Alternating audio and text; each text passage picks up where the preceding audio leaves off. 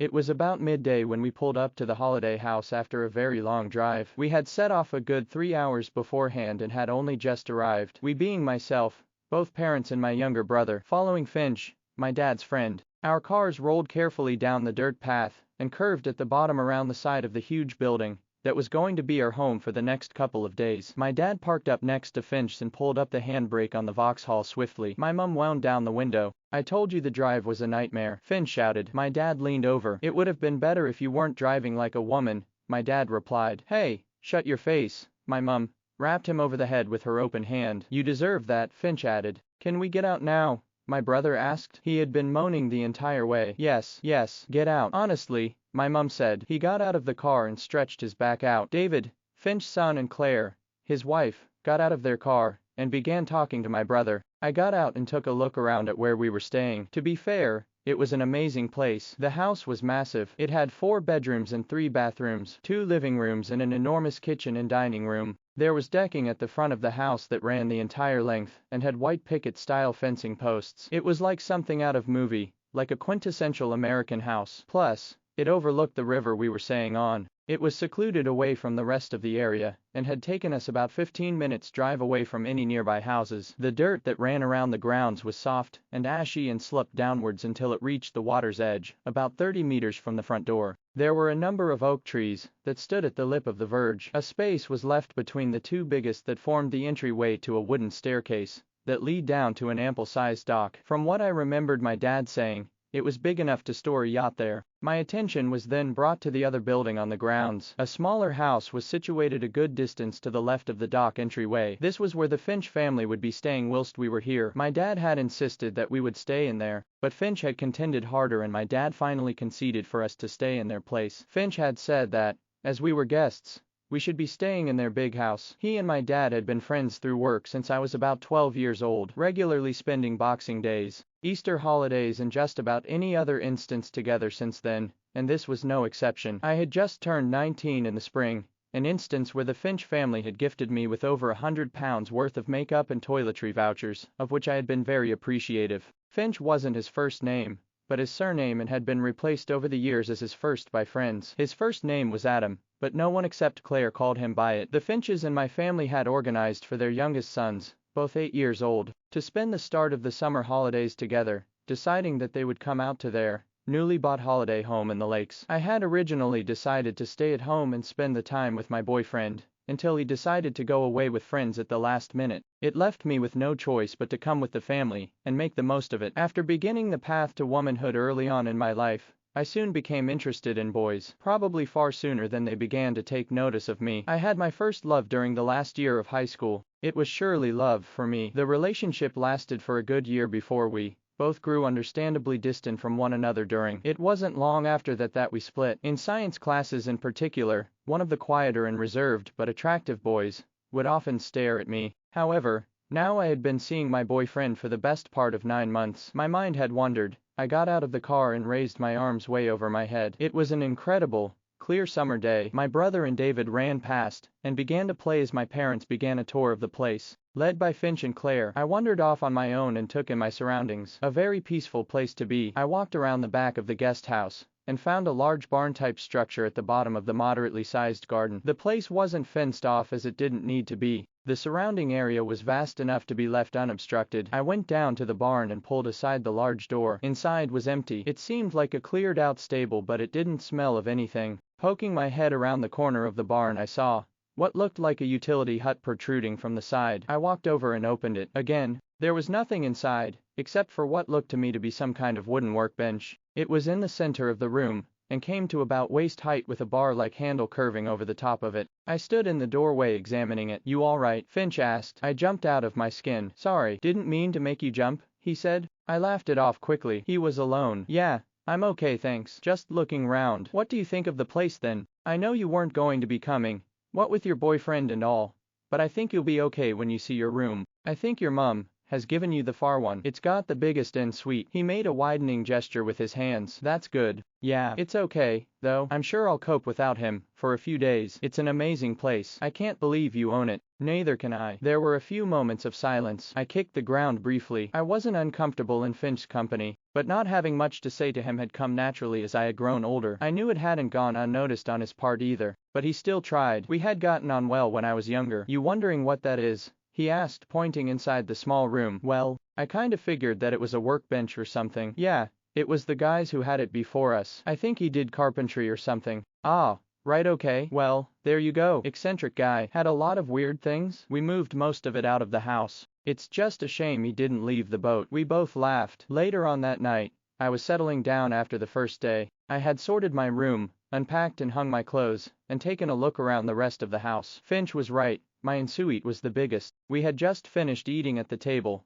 and I was on my own in the back living room listening to my iPod. I tussled and played with my jet black hair as I flicked through various songs. The windows looked out to the lake and dock. I sat staring for ages. Not even David or my brother came in to bother me. The summer days were lasting forever, and it was only just turning dark at around 10 in the evening. This was when the Finches had left for the guest house. I went to my room and decided to get a shower before going to bed. After my shower, I looked out of the window and saw that a blue twilight was glowing outside. I thought about the dock and the water, and decided in an instant that I wanted to go out for a night swim. I tread lightly down the stairs and tiptoed across the kitchen floor, sliding open the French doors to the patio decking at the side of the house. I walked quickly but casually across the dirt ground, and made my way towards the tree opening. To my left, the automatic security light outside the guest house lit up, and spooked me for a second on the way. There was no sign of movement from inside the house and all the lights besides that one was off. I carried on going. I walked down the steps which led me to the right, and then down a smaller set. Stepping onto the dock, the wood was still warm from during the day,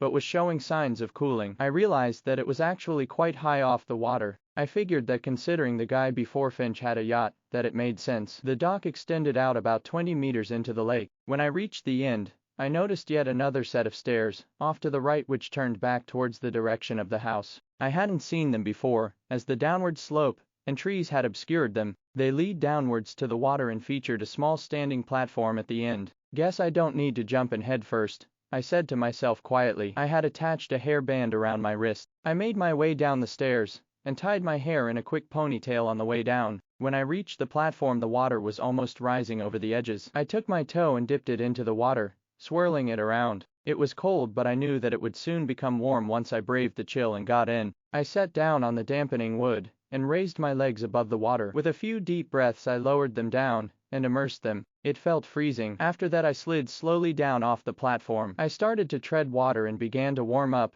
as I had expected to. The sound was incredibly calming and relaxing. I could hear the lake meeting the edge of the dirt slope with a kiss as the moon delicately reflected the water up into the underside of the dock. As I swam, my mind drifted to and from a number of different things. What I was going to do after this summer was over, whether or not I would still be with my boyfriend this time next year, wondering whether my friends were having a better time than I was. That didn't matter to me though. They weren't getting to swim alone in this serene lake. The beautiful landscape that adorned the edge of the skyline began to darken along with the moody blue sky. I hadn't noticed at first, but the twilight was over and this was officially night time. It had only happened in the space of about 5 minutes of me getting into the water. I wondered if anyone else was skinny dipping in this very lake at that very moment. Soon after, that thought crossed my mind. The chill of the night air took a hold over the pleasantries. A shrill pang shuddered my body, and I began to feel goosebumps all over. It was at this moment I realized I had forgotten to bring a towel with me. Once I got out, I was sure to be even colder that I was in the water.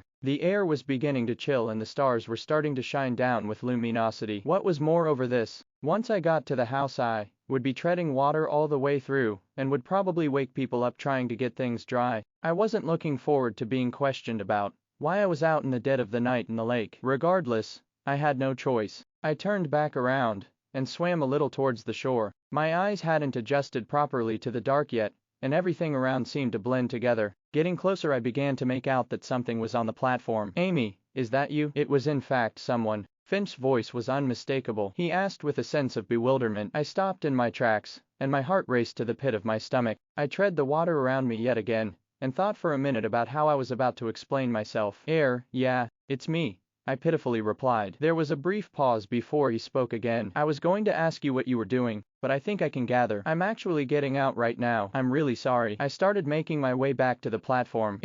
No, don't worry about it." He was clearly struggling to deal with the situation, as was I. "I just kind of fancy to swim." I placed a hand on the decking, but stayed under the water. Finch loomed over me, standing on the platform. Sorry, he spurted with a shake of his head. I'll turn around. Thanks. I hoisted myself out of the water. It was freezing. He stood only an arm's length away. Okay, I said. The light flicked on by the porch whilst I was in the kitchen, and I thought I'd best check out what had set it off. I thought it must have been a leaf, but I wanted to check and make sure it wasn't an animal. I came outside and then I heard some splashing in the water, so I came down here to see what was going on. Ah, okay. So how long have you been standing there? About 10 minutes. I was struggling to stay still. The cold was ravaging me, and my knees began to knock together. You must be absolutely freezing. Did you not bring a towel out with you? He asked. No. Silly me, I said, again, desperately fighting off the cold. Here, he said, taking off his dressing gown. He placed the gown around me. I gladly accepted the gesture of warmth. This left him in just a white t-shirt. We walked down the dock. Thanks. It was silly of me to do this.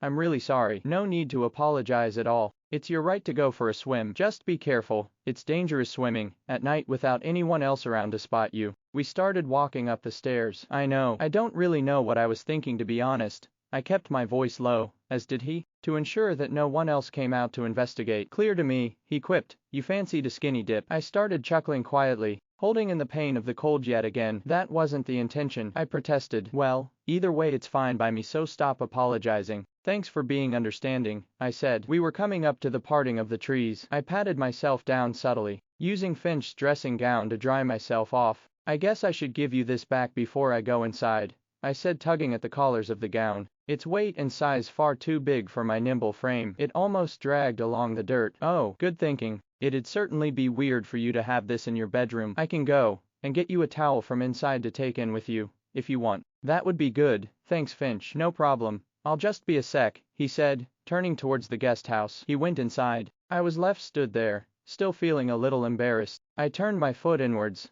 and watched a few beads of water trickle down towards my ankle. Then, a thought occurred to me. Finch came out of the house after about only 30 seconds with a fresh towel under his arm. Before he had a chance to offer it to me, I verbalized my thought. Did you say you'd been stood down there for 10 minutes? He was frozen on the spot and his eyes rolled upwards, as if planning carefully his response. Yes, he said, finally. So you were stood there for 10 minutes, watching. He didn't say anything. I thought about it myself. I'll ask you a question. Be honest when I ask it, I said. His eyes squinted. Were you watching me swimming? Yes. Okay. I'll ask another. Were you enjoying watching me swim? Amy. I raised one hand. Finch, just please answer me. There was a pause. Were you enjoying watching me swim? Yes. Right. Okay. So, did you have something you shouldn't have whilst you were watching me swim? I think you should take this towel now, Amy, and go up to bed. He attempted to diverge. I'll take that as a yes. Then, Amy. Finch, I snapped, cutting him off before he could finish. I'll ask you one more question now. This is the last one. Please, answer it. He placed his hand on his hip and looked down at the ground. Were you like while you were watching me swim? There was no response for a few seconds, until he nodded negligibly. Silence. I see, I said. I pulled a hand in through the giant sleeve of the dressing gown and reached around my back. Amy, please. You can't say anything to your parents. Finch was about to start pleading his case, until he looked up and began to concentrate on what I was doing. The tension of the situation had made me incredibly aroused, my heart racing. I put my hand back through the sleeve and held both lapels closed. He was confused. Is this not what you were trying to get a look at, Amy? It seemed to be all he could say. He continued to look up to the sky. I edged a little bit closer to him. I reached upwards. Give me a hand, I asked, holding onto his wrist. His lips thinned and straightened, and his eyes closed deeply for a second as he resisted. Come on, I edged. I was staring straight up to him. Do you like me? I asked. He still looked away. I moved even closer to him. Would you like me? I refined the question. Finally, he looked down into my eyes. It was almost paralyzing. We stared each other down for a moment. Would you like me? His lips eased and began to recede from their tightened state, and his eyes gave in to defeat. Yes, I would like that, he admitted. Where do we go? I asked with a sense of haste. I watched as his mind darted, as if unable to take in what was actually happening. I felt that too. There isn't anywhere. His face started to resign to the fact. I turned and looked around us. He was right. There wasn't. Then I had it. I grabbed hold of his hand and marched us to the back of the guest house. What are you doing? He whispered loudly. SHHH. Just come on. We approached the barn. Then I diverted us to the small side room we had spoken in front of earlier that day. I opened the door and brought us both inside. Closing it up behind us, I stood and faced Finch for a second. Then I approached him quickly. This is so weird, I said. Yeah, you were right, he agreed. I looked up to him, and then briskly planted a kiss on his closed lips. I parted away and then regarded him for a moment. Can you guess what happens next? A light was glowing in a room upstairs at the guest house. Finch had opened the door and met the sight with a glare of immediate urgency. No real words were spoken, only agreeable nods and gesturing motions as we readied ourselves to leave. Sliding open the doors to the kitchen and sneaking back through the house, I found myself in the bathroom I had readied myself in only about 45 minutes earlier. I had barely had chance to think and still wasn't quite sure what to make of what I had just done. I woke late the next morning. There was no sign of Finch. He and my dad had ventured into town to buy shopping for the next few days. I spent the majority of the searing afternoon heat in the back garden with my mum and Claire. I could barely look at her. After a while I was left by myself on the lawn, splayed out on a deck chair as my mum and Claire went to the guest house to play with David and my brother. They got back at around 3 in the afternoon, and my suspicions were proven false. My dad greeted me with a kiss as I lounged. He went inside the house and left me and Finch alone for a brief second. He stood without saying a word, clutching some carrier bags in both hands. I looked up to him and met his eye. He swallowed deeply, then forged a simple smile with the corner of his mouth. His lips closed shut.